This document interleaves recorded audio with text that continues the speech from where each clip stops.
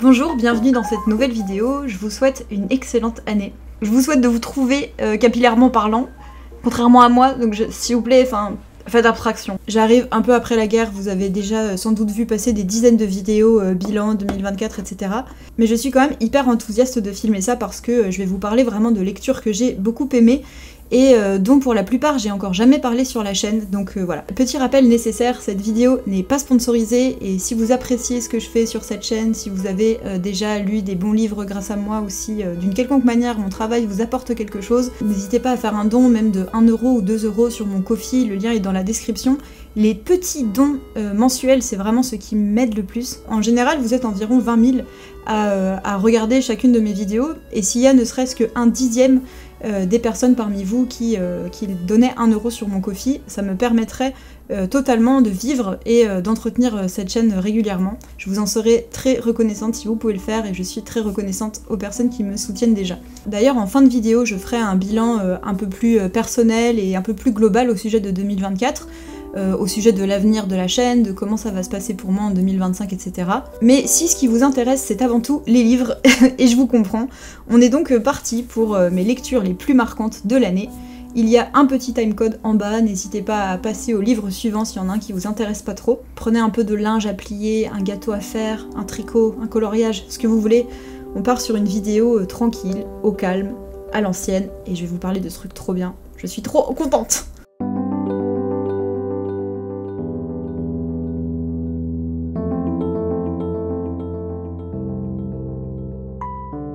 Alors le premier livre dont je voulais vous parler, il n'y a pas du tout de classement, hein. Toutes ces lectures m'ont marqué pour des raisons différentes, mais le premier dont je vous parle c'est La Dame du Manoir de Wildfell Hall, qui est aussi paru en France sous d'autres titres comme La Recluse de Wildfell Hall ou La Locataire, des choses comme ça, de Anne Brontë qui est paru en 1848. Alors moi j'avais déjà lu des romans des Sœurs Brontë qui sont un peu les reines du gothique anglais du 19e. J'avais déjà lu Jane Eyre et Les Hauts de Hurlevent, qui avaient plutôt été de très bonnes lectures.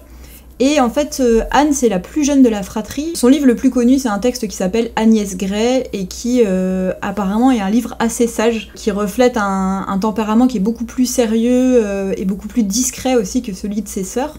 Et en fait, Anne Brontë, c'est aussi celle des sœurs qui a la particularité de s'être occupée très longtemps de leur grand frère Branwell. Branwell Brontë, c'était quelqu'un de violent, d'erratique, qui est tombé dans l'opium et dans l'alcool, et Anne Brontë, c'est vraiment celle qui a dû le plus le supporter, j'ai envie de dire, elle s'est occupée de lui jusqu'à la mort, et en fait, elle l'a même carrément suivi dans la tombe parce qu'elle est décédée moins d'1 an après lui, à l'âge de 29 ans, de la tuberculose. Et si je vous raconte ça, c'est parce que en 1848, juste avant sa mort, elle a fait publier ce roman, pour lequel elle aurait beaucoup puisé dans des traumas dus à son frère Branwell, et dans le fait de devoir vivre avec quelqu'un de violent et de très dominant. Et si vous voulez, quand vous commencez ce livre, le début c'est vraiment d'une sorte de grand classicisme gothique. On a un narrateur très jeune qui habite à la campagne et il est très intrigué par une femme, une veuve qui vit recluse dans un manoir. On ne sait rien d'elle et petit à petit il va y avoir un système de récits enchâssés et de mystères qui se lèvent petit à petit où on va comprendre l'histoire de cette femme.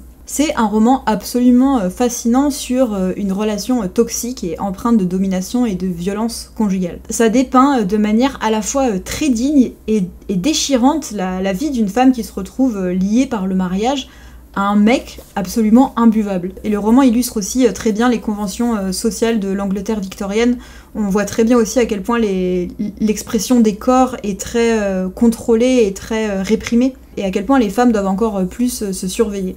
C'est un roman qui m'a marqué parce que à la fois il y avait c'est un grand classicisme, mais en même temps il y a beaucoup de choses qui sont décrites qui sont très avant-gardistes, je trouve.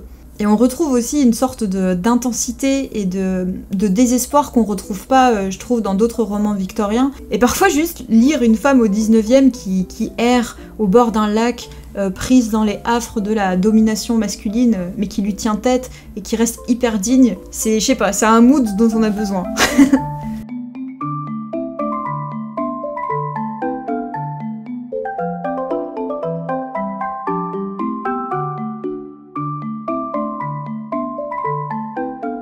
Ensuite, oh là là, alors là on passe complètement sur autre chose, Et là, en fait, on passe sur le genre de livre qui me rend vraiment obsessionnelle, dans le sens où, quand je lis ce genre de choses, après, je deviens une intégriste. Je deviens quelqu'un qui a envie d'aller frapper à la porte des gens pour dire « Auriez-vous 5 minutes pour parler de notre seigneur Meg Ellison ?» Je vous parle donc de La Pilule, suivie de Big Girl de Meg Ellison. C'était un immense coup de cœur, je pense que c'est vraiment dans mes lectures les plus percutantes de l'année. Meg Ellison, c'est une autrice contemporaine américaine, elle a publié un premier roman qui a gagné de nombreux prix et ça lui a ouvert beaucoup de portes. C'est quelqu'un qui est issu d'une famille très pauvre, elle a été expulsée de plusieurs logements avec sa mère, elle a étudié l'écriture en community college, donc dans des facs publiques. Et franchement, je suis tout simplement tombée complètement sous le charme de cette femme. L'éditeur, en fait, a fait une sorte de collection de textes, de nouvelles et aussi de textes plus autobiographiques, et il y a aussi un entretien. Et c'est vraiment, en fait, vous avez une porte d'entrée dans l'œuvre de quelqu'un. En fait, quand vous refermez ce livre, vous avez l'impression, Meg Ellison, de la connaître un petit peu. Et la première nouvelle, La Pilule, c'est une nouvelle de science-fiction, dans laquelle elle imagine une société très, très similaire à la nôtre, très proche de la nôtre, mais où il existe subitement une pilule magique, une pilule qui fait maigrir, qui permet d'expulser toute sa graisse. Tout le monde se met à prendre cette pilule, et il faut savoir qu'il y a 1 personne sur 10 qui en meurt, mais c'est quand même acceptable, en tout cas c'est plus acceptable que de rester gros. Et on va suivre un personnage, une femme grosse, qui choisit de ne pas prendre cette pilule. Je pense qu'il vaut mieux pas en savoir plus, et en fait, de manière générale, ce recueil, enfin le thème de la grosseur, c'est quelque chose qui revient beaucoup dans ce recueil, et Meg Ellison, c'est une femme grosse, elle écrit en tant que personne concernée, et en fait, c'est tellement fort et c'est tellement puissant. Il y a un souffle et une fulgurance dans l'écriture que j'ai trouvé incroyable dès ce premier texte, et d'ailleurs, c'est une nouvelle qui a, elle aussi, gagné de nombreux prix, franchement je comprends pourquoi. Et donc dans les autres nouvelles et dans les autres textes, il y a ce thème qui revient. J'ai trouvé que Ellison, elle avait une façon de parler de ça qui était... En fait, elle fait des réflexions super intéressantes sur le sujet qui, il me semble, ne véhicule pas du tout des discours stigmatisants.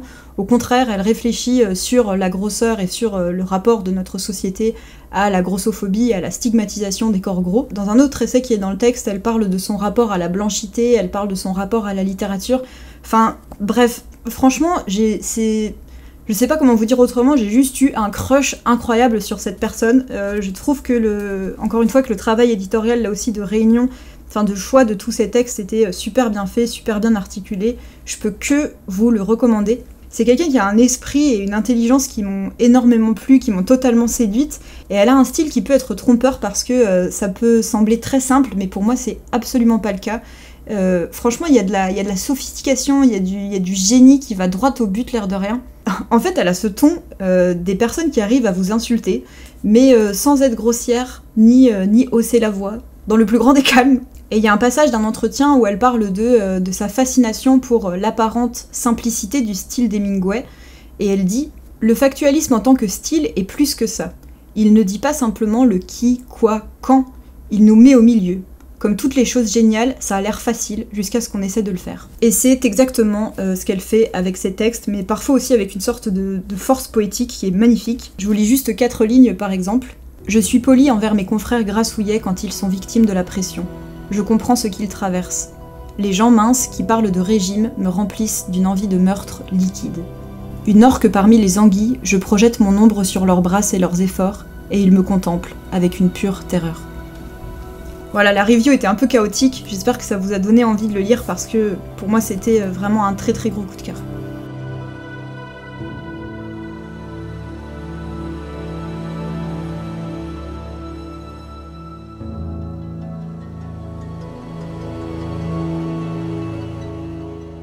Pour rester un peu sur le thème de la science-fiction, en fait j'anticipe un peu, mais je suis en train de préparer, enfin là ma prochaine vidéo, ça va être une vidéo consacrée à la SF. Abonnez-vous à la chaîne si vous voulez être sûr de ne pas la rater. Celui-ci, on va en reparler très longuement dans cette vidéo, mais je voulais quand même déjà le conseiller ici. J'ai lu Le futur au pluriel, réparer la science-fiction de Katie Stewart. Alors Katie Stewart, c'est une autrice française contemporaine, elle est née en Martinique. Elle écrit de la science-fiction, de la poésie, et elle a un parcours universitaire assez ouf, enfin assez impressionnant à mes yeux. Elle est diplômée en mathématiques, en sciences sociales, et elle a un doctorat en psychologie. En parallèle de ses travaux d'écriture, elle est psychologue de métier. et en fait elle est spécialiste du rôle du récit dans le soin. Déjà tout ça je trouve que c'est trop intéressant. Et en fait, Katie Stewart, c'est quelqu'un que j'ai vu avant de la lire, dans le sens où, en fait, c'est quelqu'un que j'ai découvert quand je suis allée pour la première fois au Festival des Utopiales. C'était trop bien d'ailleurs, ce festival, j'ai tellement aimé, et j'ai assisté à des tables rondes, des rencontres, des conférences, etc., où elle s'exprimait, et c'est quelqu'un qui m'a fait une impression, mais waouh! J'ai assisté notamment à une conférence où elle parlait de la science-fiction comme un monochrome blanc sur blanc. Et elle parlait aussi de ce nouveau courant de la science-fiction et des injonctions à écrire ce qu'on appelle un peu le solar punk, des récits de science-fiction très positifs et utopiques, un peu comme l'autrice Becky Chambers, dont vous avez peut-être déjà entendu parler. Elle apportait une nuance sur toute cette science-fiction très positive où elle expliquait qu'elle avait une approche de psychologue clinique, et qu'en gros pour elle, ce que lui avait enseigné son métier, c'est qu'il est difficile d'inventer son futur quand on n'a pas réglé ses comptes avec son passé. Et donc elle était très nuancée sur l'idée des utopies solaires et très positive, parce que pour elle, la France par exemple n'a pas du tout réglé son passé colonial. La France n'est pas du tout au clair avec ça. Et plus largement, elle posait la question de comment voit-on l'avenir des sociétés humaines quand on subit l'exclusion et la domination. Et ça avait donné lieu à une discussion super intéressante sur le fait que pour certaines minorités, par exemple le post-apo, le post-apocalyptique, c'est déjà là. Le post-apo, c'est le présent et c'est même le passé quand on a subi un génocide, quand on subit la colonisation, quand on a eu sa culture et même son environnement détruit. Et si je vous raconte tout ça, ça a un rapport avec la vidéo parce que j'ai écouté donc Katie Stewart dans plusieurs conférences parler de tout ça. J'ai eu un gros crush là aussi, si je puis dire, dans le sens où je suis ressortie complètement obsessed par sa pensée, et je me suis dit il faut absolument que je lise cette personne, et donc j'ai commencé par son essai sur la science-fiction dans lequel elle aborde en fait tous ces sujets. Entre temps j'ai aussi lu une partie de ce qu'elle a écrit en fiction, et enfin bref, en fait tout ce que je peux dire c'est que je recommande son travail à 1000%, et notamment cet essai dans lequel en fait elle envisage la science-fiction comme une littérature qui n'est pas comme les autres. Elle analyse le récit qu'on se fait au sujet de la science-fiction, au sujet de son histoire, au sujet de mouvements très réactionnaires au sein de la science-fiction et de ces espèces de pères fondateurs qu'on défend à tout prix pour au final défendre des récits et des visions très hégémoniques, masculines, hétérosexuelles et blanches. Et donc pour ça, elle emprunte à la sociologie, à la littérature comparée, à la philosophie. Et en fait, c'est tout simplement une analyse hyper transversale de cette littérature. Bref, c'était un livre très dense, mais très bien articulé, très accessible, que j'ai absolument adoré. Encore une fois, on va en reparler plus longuement dans la vidéo qui sort dans quelques semaines, mais voilà, je voulais absolument mentionner Katie Stewart dans mes meilleures lectures de 2024.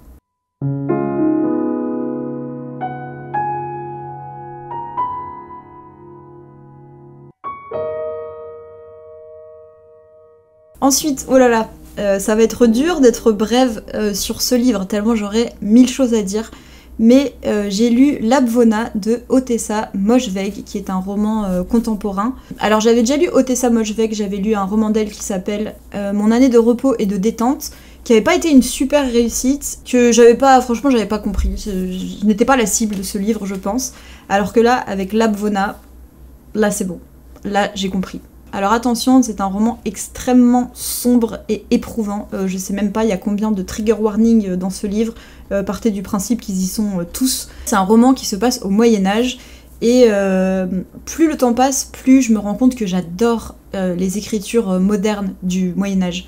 J'adore quand des romancières et des romanciers choisissent cette époque. Enfin, je viens vraiment de me rendre compte de ça, que vraiment c'était quelque chose qui m'attirait énormément, et quand je regarde les livres qui m'ont le plus marqué dans ma vie, mes romans préférés, bah, y a Notre-Dame de Paris de Victor Hugo, il y a Mauprat de George Sand. Enfin bref, j'aime énormément cette esthétique, quoi. Surtout quand, comme ici, on est dans un Moyen-Âge qui est très obscurantiste, qui est très cauchemardesque. Et en fait, pour vous définir l'Abvona, vous prenez Mauprat de George Sand, vous le trempez dans une flaque de boue, de sang et de fluides corporels divers, et là vous avez L'Abvona de Ottessa Moshfegh. C'est un roman qui est très immoral, qui va dans des transgressions peut-être assez clichés, mais qui pour moi fonctionne très bien.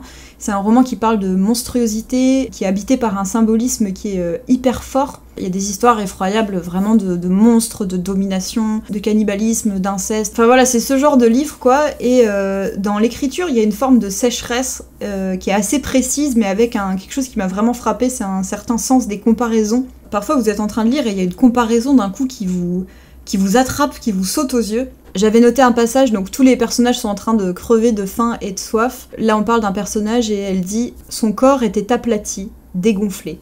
Seul son crâne gardait un peu de relief. Sa figure flottait dessus comme un vieux chiffon sur un clou. » Un vieux chiffon sur un clou. Moi je trouve ça incroyable. Et donc dans cette histoire ultra dark, il y a quand même quelques traits de lumière. Il y a certaines relations et certains personnages, c'est comme, vous savez, un petit trait de clair-obscur, des petites touches comme ça. Franchement, juste hyper convaincue par ce roman, et si vous l'avez lu ou si vous le lisez par la suite, franchement, je vous en supplie, conseillez-moi d'autres textes qui ont vraiment cette vibe, qui ont vraiment cette atmosphère de Moyen-Âge hyper sombre. Ça m'a rappelé aussi un texte contemporain dont j'avais parlé dans une autre vidéo qui s'appelait Le jour des corneilles de Jean-François Beauchemin. Et dans l'Abvona, il y a aussi quelque chose qui a un peu traversé pas mal de mes lectures en 2024, qui était un désir de ma part de lire des choses qui me permettrait de comprendre, enfin de penser un peu plus le rôle de la foi et de la religion dans la vie des gens. J'ai lu pas mal de trucs qui avaient trait à ça, je sais pas si j'en tirerai quelque chose, mais je suis en train de terminer Les Frères Karamazov de Dostoïevski, qui est une lecture très marquante aussi, enfin bref. Tout ça vient du fait que j'ai l'impression qu'il y a chez moi un athéisme qui est parfois suffisant, un athéisme un peu chiant, un peu volontiers donneur de leçons. Je sais pas si vous voyez ce que je veux dire, mais en tout cas c'est quelque chose auquel je réfléchis beaucoup parce que y a des gens autour de moi qui sont croyants, croyantes, et j'ai pas envie, vous savez, d'être cette personne... Enfin je sais pas, en tout cas j'ai envie de réfléchir autour de ça, et je réfléchis à ça notamment grâce à la littérature, qui est un formidable moyen d'exercer son empathie et de se mettre à la place des autres. Et donc dans l'Abvona, c'est aussi un livre très obscur qui parle de foi. Il y a vraiment plusieurs formes de religion et plusieurs regards qui sont portés là-dessus. Il y a des histoires que les personnages se racontent pour se faire peur, pour maintenir leur ligne de conduite, mais aussi, des fois pour contrôler d'autres personnages.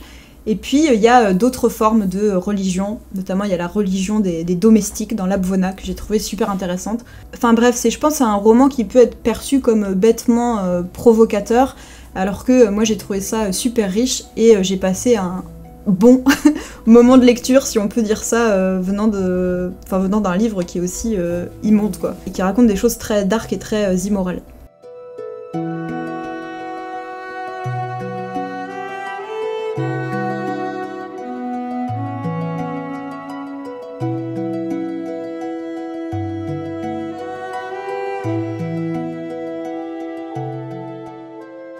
Le livre suivant, alors là on est encore dans la littérature contemporaine, même si c'est pas vraiment de la fiction, et je voulais parler brièvement d'un récit qui est bref lui aussi, c'est Dans la maison rêvée de Carmen Maria Machado. Le genre de livre qui vous attrape et qui vous serre comme ça la gorge, et vous arrivez plus trop à déglutir ou à parler, ça fait pas du tout envie. Ou alors si ça vous fait envie, c'est vraiment qu'on se comprend hyper bien, vous et moi. Et je me rends compte que les lectures que je présente dans cette vidéo, franchement, globalement, on est dans la darkness, on est dans le sombre. Vous êtes chez les darkos ici. Derrière toute cette bonne humeur et cet optimisme se cache une gothique. Donc Carmen Maria Machado, c'est une autrice dont j'ai déjà parlé sur la chaîne. J'avais parlé de son livre « Son corps et autres célébrations ». C'est un recueil de nouvelles qui est pour moi une sorte de manifeste de cette littérature féministe weird que j'adore, et à laquelle j'avais consacré toute une vidéo d'ailleurs, si jamais ça vous intéresse, je crois que ce sera là. Et quand j'ai lu Son corps et autres célébrations, je savais que Carmen Maria Machado, elle était plus connue pour La maison rêvée, mais c'est un livre qui me faisait un peu peur. J'avais un peu peur de le lire parce que, en fait, un peu comme le livre d'Anne Brontë dont je parlais au tout début, Dans la maison rêvée, c'est vraiment une anatomie de la violence conjugale et d'une relation toxique, d'une relation d'emprise. Mais sauf qu'ici, c'est dans une écriture qui est très moderne, c'est 100% autobiographique, et surtout, ça soulève le sujet complexe et tabou des violences conjugales dans les relations lesbiennes.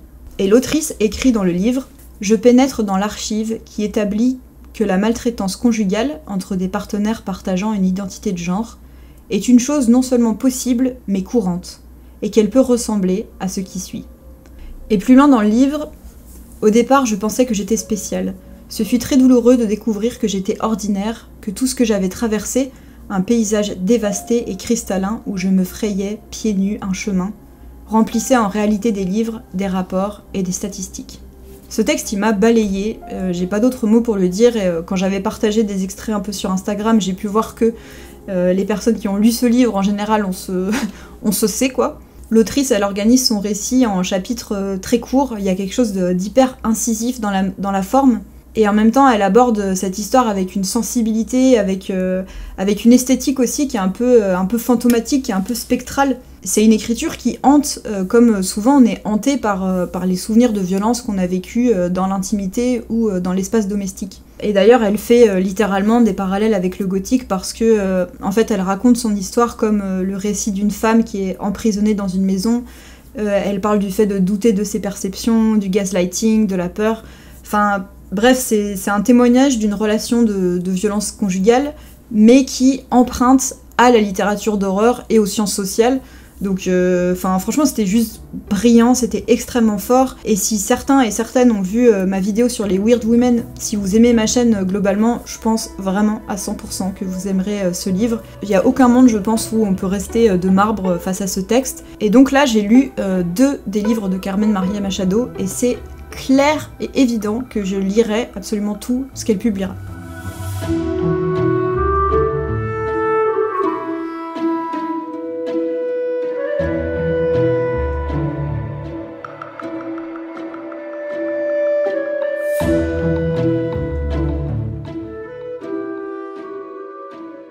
Ensuite, on revient un petit peu à un peu de lumière. J'avais envie de parler de quelque chose. En 2024, j'ai beaucoup lu et j'ai approfondi ma rencontre avec une autrice contemporaine japonaise qui est Mieko Kawakami. En 2023, j'avais lu De toutes les nuits les amants, qui faisait partie de mes meilleures lectures de l'année.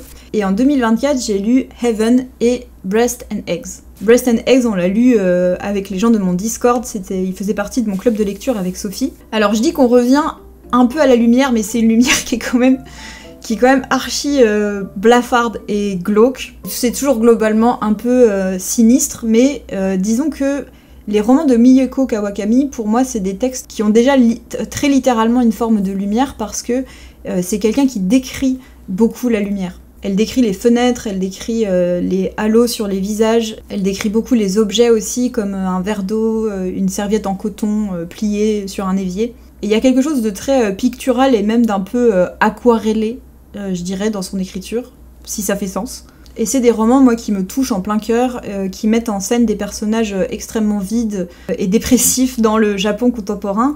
Heaven, c'est un roman lycéen qui parle de harcèlement scolaire et que j'ai trouvé absolument magnifique et déchirant. Mais alors je pense que la lecture qui m'a le plus marqué, c'est quand même Breast and Egg, qui était pour moi une incroyable réussite. C'est un roman univers qui est splendide et qui est très riche. Malheureusement, je vais pas en parler énormément parce que c'est un livre qui a pas été traduit en français. Il y a un livre chez Actes Sud qui s'appelle Seins et œufs, mais en fait ça correspond à une nouvelle qui était une sorte d'esquisse de ce roman qui était paru en 2007, enfin bref. En gros, cette version finale que moi j'ai lue traduite en anglais, elle n'a pas été traduite en français. Et c'est extrêmement dommage parce que c'est un livre qui est baigné de bleu, qui est baigné du bleu de la mer, du bleu des veines, qui est peuplé de discussions de femmes qui parlent de leur rapport aux hommes, qui parlent de la maternité, de désir d'enfant, de précarité. Et c'est une sorte de grande variation notamment beaucoup sur la question de la maternité, mais globalement sur l'expérience des femmes dans la société contemporaine du Japon. Je m'étends pas plus que ça parce que, encore une fois, malheureusement, il n'a pas été traduit en français, mais si vous lisez l'anglais, ou le japonais d'ailleurs, franchement foncez. Et il y a une vidéo d'1h30 où on parle avec Sophie de ce roman qui est disponible dans la catégorie en direct de ma chaîne. Moi je vous recommande ce livre à 1000%, et sinon je vous recommande Heaven qui lui a été traduit en français. C'est un roman qui est beaucoup plus resserré et franchement qui est sûrement l'un des textes les plus tristes que j'ai lu de ma vie. C'est mortellement triste, mais c'est absolument splendide. Ça parle, je trouve, incroyablement bien de dissociation, de dépression, et moi ça m'a vraiment touchée en plein cœur, comme toute l'œuvre de cette autrice, j'ai l'impression.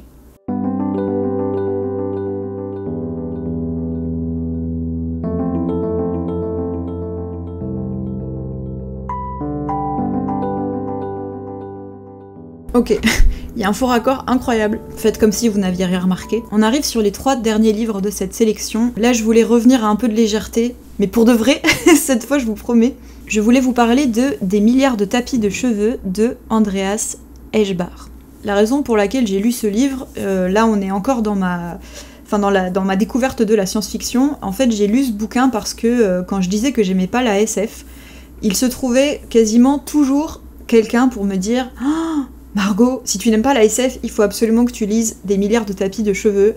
C'est mon roman de SF préféré. Et donc, à force que des gens quand même très différents me disent ça, j'ai fini par le faire et j'ai tellement bien fait. En fait, maintenant je comprends pourquoi c'est le roman de SF préféré de plein de gens. C'est un one-shot, donc c'est un roman d'un seul tenant, qui est paru en 1995. Quelque chose qui a souligné, c'est que en fait, j'ai réalisé pendant que j'étais en train de préparer ma sélection pour cette vidéo que Des milliards de tapis de cheveux, c'est le seul livre écrit par un homme dans cette vidéo. Donc Andreas Eschbach remporte le Margarito Award 2024 du meilleur livre écrit par un homme. Bravo à lui. Et donc son roman, je pense qu'il vaut mieux pas trop en savoir sur l'histoire. Je vous encourage à pas trop faire des recherches et vraiment juste à vous lancer. Sachez juste que la scène d'ouverture, on voit un homme dans son atelier, quelque part sur une planète, qui est en train de méthodiquement tisser un tapis avec les cheveux de sa femme et de sa fille. Tout l'enjeu du roman va être de nous faire découvrir pourquoi il y a un homme sur une planète qui est en train de faire ça, et donc tout un univers qui s'agence autour de ça. Et c'est une histoire en fait qui ravira les personnes comme moi qui ont un peu de mal avec les romans qui ont un lore super compliqué, avec des tas de noms, de factions, de planètes, de peuples, etc. Ici, l'univers, il a l'air assez simple en apparence, mais en fait, il est vraiment construit un peu comme ce tapis qui est tissé. Le livre va se construire avec une succession de tissages, de timelines et de personnages. Moi, j'ai trouvé que c'était un coup de maître. Moi, ça m'a marqué cette année parce que c'est vraiment un des livres qui m'a fait retrouver cette sensation. En fait, je sais pas si c'est votre cas aussi. Moi, j'ai beau être une personne qui lit quand même beaucoup, c'est quand même rare que je retrouve cette sensation quand, vous savez, vous ouvrez votre livre et juste vous tombez complètement à l'intérieur et vous vous mettez à tourner les pages et le monde n'existe plus autour, vous êtes complètement happé à l'intérieur du récit. Et donc là, dans Des milliards de tapis de cheveux, j'ai totalement ressenti ça. Et finalement, pour le dire simplement, c'est juste un livre que je vous recommande à 1 milliard de %. Si vous avez envie de vous évader, si vous cherchez un voyage avec un texte d'imaginaire qui est impeccable, que moi j'ai trouvé extrêmement bien maîtrisé dans le fond et dans la forme.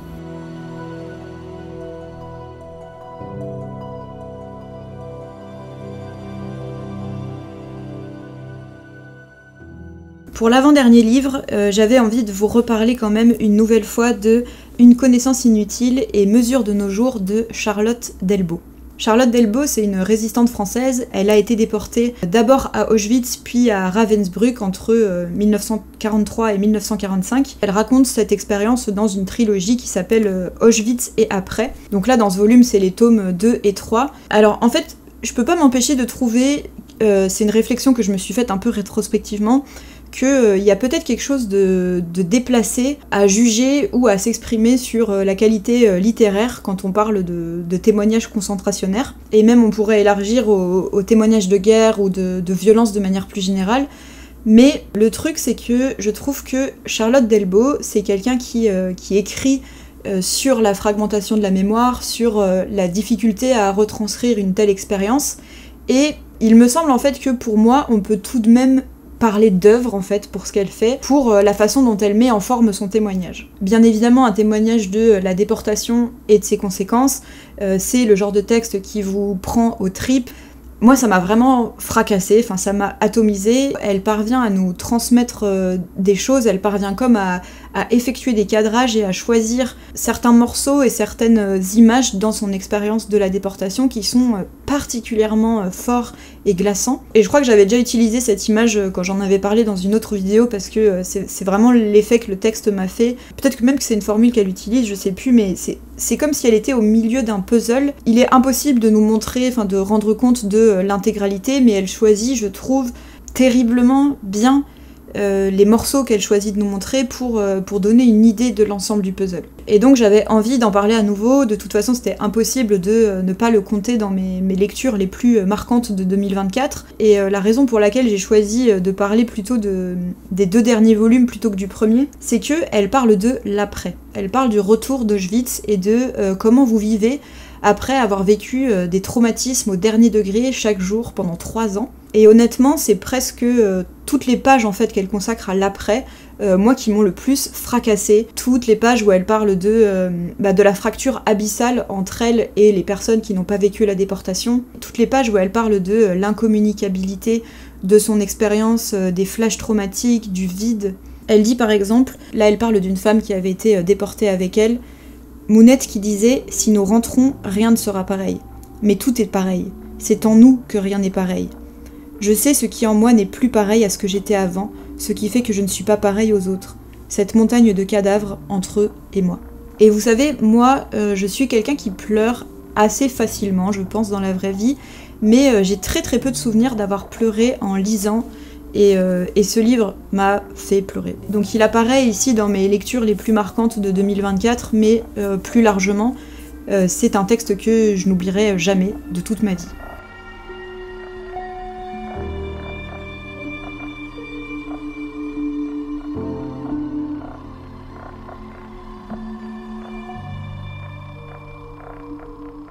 Et enfin, le dernier livre de cette sélection. Alors là, vraiment, je serais trop contente si le fait d'en parler ici, ça fait que... Enfin, ça amène vraiment plus de personnes à le lire parce que waouh.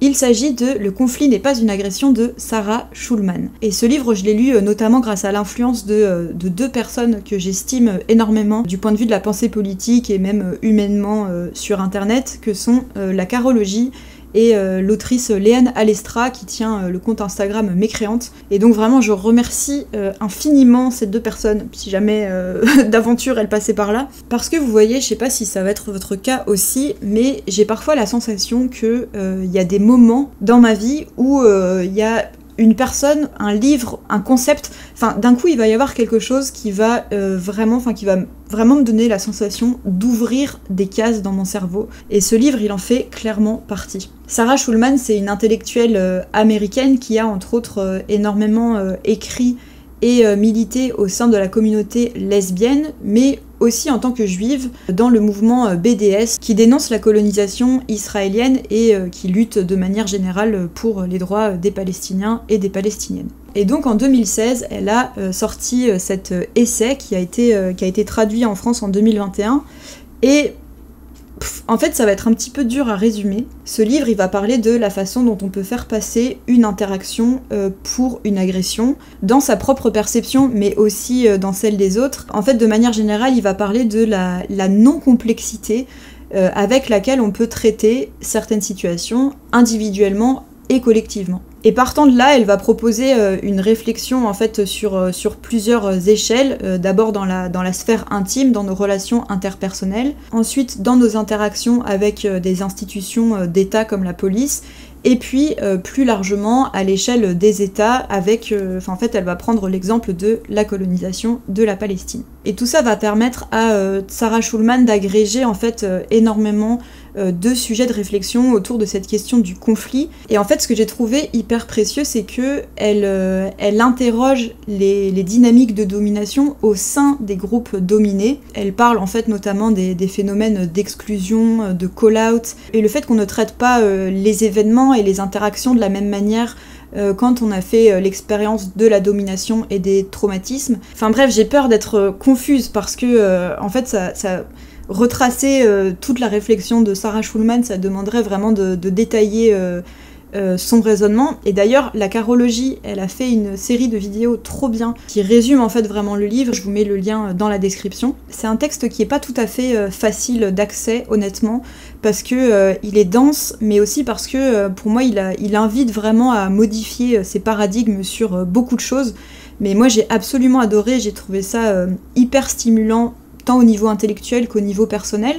Et en plus, Sarah Schulman, elle a une façon de présenter sa réflexion. Enfin, dans son introduction, elle dit quelque chose du genre j'aimerais que vous lisiez ce livre comme vous iriez voir une pièce de théâtre. Vous n'êtes pas sans cesse en train de vous demander est-ce que je suis d'accord avec la pièce de théâtre? De faire vraiment déjà cet exercice de nuance, moi c'est quelque chose qui me parle énormément parce que c'est un peu la démarche que j'essaie d'avoir sur la chaîne, de proposer des réflexions, certaines avec lesquelles vous pourrez être en désaccord, d'autres non, et même de proposer un regard nuancé sur des œuvres. Enfin bref, c'est pas du tout pour comparer la qualité de ma démarche avec la qualité de celle de Sarah Schulman, mais tout ça pour dire qu'il y a une recherche de complexité, de détails et de nuances qui moi m'a énormément parlé, et c'est juste un livre qui m'a mind blow intellectuellement comme ça m'arrive rarement.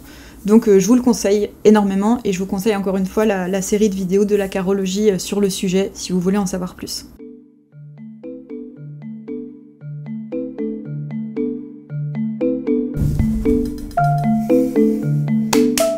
Si vous voyez et si vous entendez ça, c'est que vous regardez mes vidéos presque jusqu'au bout. Donc merci, déjà c'est vraiment pas la majorité des gens en fait, on s'en rend pas forcément compte, mais voilà. Je considère qu'on est un peu intime, donc je vous ai emmené dans ma cuisine, je me suis fait un petit café dans ma super tasse Naruto. Et donc pour faire le petit bilan 2024, en fait j'ai essayé de trouver des sources de financement pour me consacrer davantage à la chaîne, et ça n'a pas été simple.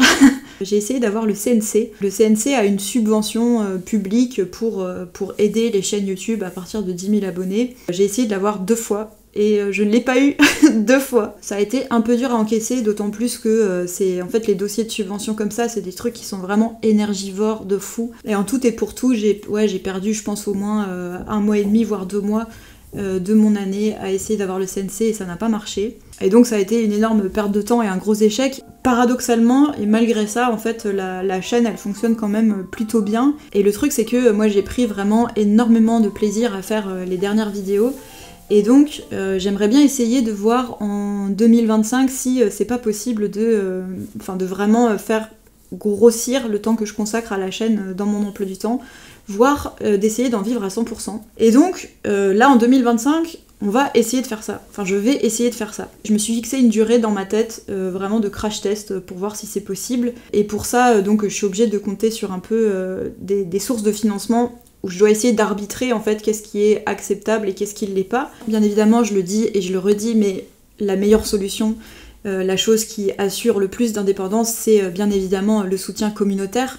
Et encore une fois, s'il y a 1/10 des gens qui me regardent qui mettaient 1 euro sur mon Ko-fi, ça me suffirait en fait quasiment pour vivre à 100% quoi.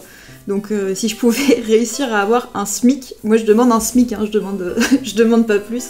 Si je pouvais réussir à avoir un SMIC uniquement grâce au soutien communautaire, ça ce serait vraiment le mieux. Donc voilà, 2024 ça a été beaucoup de questionnements autour de ça, et on va voir ce que ça donnera en 2025. J'ai quand même un bon feeling, j'ai l'impression que là j'ai fait des erreurs en 2024 et que du coup j'ai appris beaucoup de choses. Et on verra ce que ça donnera, mais je suis super enthousiaste. Concernant le plan un peu plus personnel et concernant les lectures aussi, en 2025 j'aimerais beaucoup, je sais pas si ce sera possible, j'aimerais tellement que ce soit possible, j'aimerais beaucoup déménager. J'ai un nouveau projet de vie dans une autre ville avec quelqu'un, et j'aimerais beaucoup que ça se réalise, mais voilà, en tant qu'indépendante et en plus avec des rentrées d'argent un peu incertaines, on verra ce que ça donne, mais je croise vraiment tous les doigts. Et concernant mes envies de lecture en 2025, très brièvement, en fait, ce qui m'a beaucoup manqué en 2024, c'est que je n'ai pas lu assez de classiques et je n'ai pas lu assez de sociaux. Et donc en 2025, j'aimerais trop prendre plus de temps pour lire voilà, des gros classiques très beaux, très denses, et aussi pour lire plus de bouquins de sociaux. Et en plus, ça tombe bien parce que j'ai des projets de vidéos là qui arrivent. Alors ça va pas être la prochaine, c'est celle sur la SF, mais je pense que ça va être celle d'après, où on va beaucoup parler de sociaux, et là j'ai des lectures à faire qui vont être trop bien. Donc j'ai trop hâte, et j'espère d'ailleurs que là, toutes les vidéos que je suis en train de préparer et qui sont un peu planifiées pour les prochains mois, j'espère trop que ça vous plaira. Moi il y a des sujets qui m'ont hypé de fou, et puis donc juste merci si vous avez regardé mes vidéos en 2024. Franchement je vous souhaite le meilleur.